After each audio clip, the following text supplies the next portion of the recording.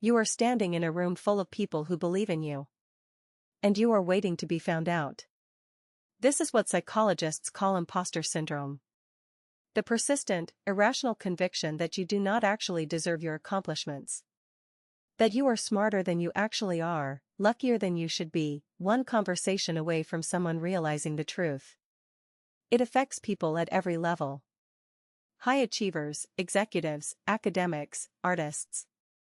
The more you accomplish, often, the louder the voice gets. Where does it come from?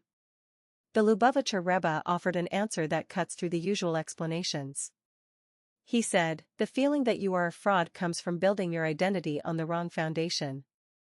When your sense of self is constructed from what others think of you, what you have achieved, what credentials you hold, you will always feel precarious.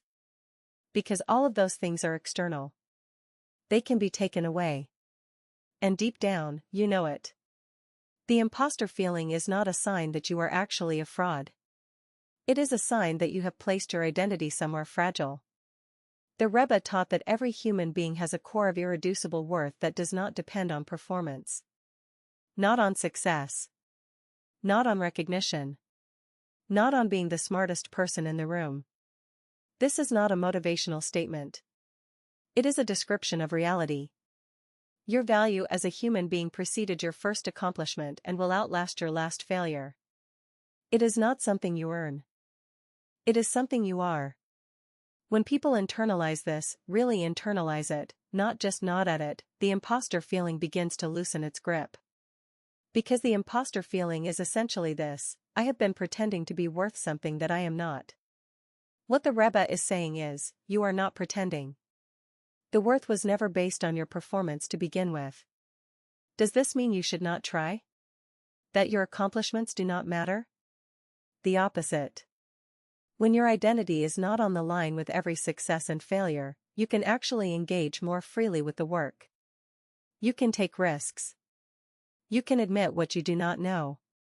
You can learn openly, fail without catastrophizing, and improve without the constant background noise of existential threat.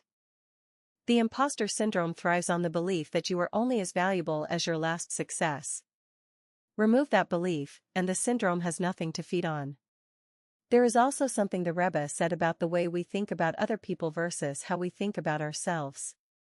We tend to assume everyone else belongs in the room and we are the exception. The Rebbe pointed out, most of the people in that room feel the same way you do. The difference between people who are stopped by that feeling and people who keep going is not that some people stopped feeling like imposters.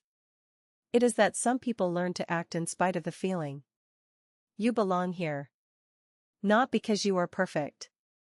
Not because you have nothing left to learn. But because the work matters, and you are willing to do it. That is enough.